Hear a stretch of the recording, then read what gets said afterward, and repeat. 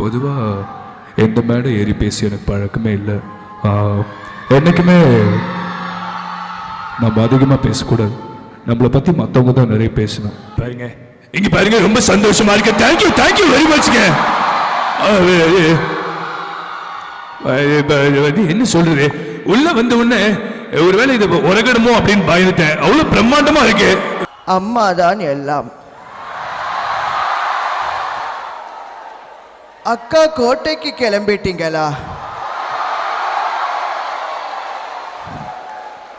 அக்கா மதிய சாப்பாட்டிற்கு என்ன வேண்டும்?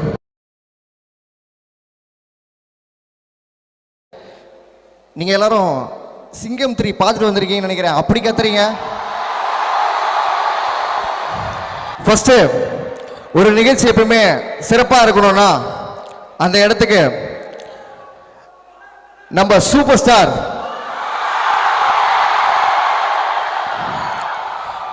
ரஜினி சார் இங்க வந்தா எப்படி இருக்கும் அப்படின்னு சொல்லிட்டு ஒரு சின்னதா ஒரு ஸ்பீச்.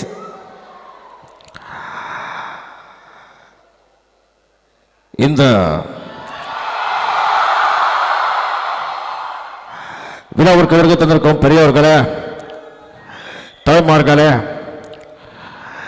என்னை வாழ வைத்த தெய்வங்களாக தமிழ் ரசிக பெருமக்களே, எல்லோருக்கும் என்னுடைய வணக்கம். பொதுவா பொது நிகழ்ச்சிகள்ல பொது சம்பவங்கள்ல நான் கலந்துக்கிறதுக்கு கிடையாது. அப்படி இருந்தும் நான் இங்க ஏன் வந்திருக்கேன் அப்படின்னு சொல்லி சொன்னா, மாணவர்கள் என்னோட படங்கள்ல சொல்லுவேன், நான் சொல்றதையும் செய்வேன், சொல்லாததையும் செய்வேன்னு சொல்லி அதை செஞ்சுக்கிட்டு இருக்கிறதே மாணவர்கள் தான்.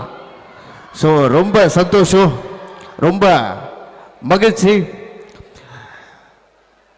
பொதுவாக காலேஜ் ஃபங்க்ஷன்ஸ்க்கு வரும்போது நான் அதிகம் பேச மாட்டேன். ஏன் சொன்னா, இங்கே படித்தவங்களா இருக்கீங்க, நான் படிக்காதவன், என்ன பேசுறது அப்படி யோசிக்கும் போது ஒரு சின்ன ஒரு மெசேஜ் சொல்லிட்டு கிளம்பலாம் அப்படின்னு சொன்னா, என்ன சொன்னா, இந்த உலகத்தில் வாங்க முடியாத 3 ஒன்று அப்பா, இன்னொன்று அம்மா, இன்னொன்று டைமை எவ்வளவு கரெக்டாக பயன்படுத்தினா தான் மேலே வர முடியும் சொல்லி, நீங்க எல்லாம் உங்க நேரத்தை ஒரு நல்ல விஷயத்துக்காக பயன்படுத்திக்கிட்டீங்கன்னு சொல்லி உங்களுக்கு விடைபெற நன்றி, வணக்கம்.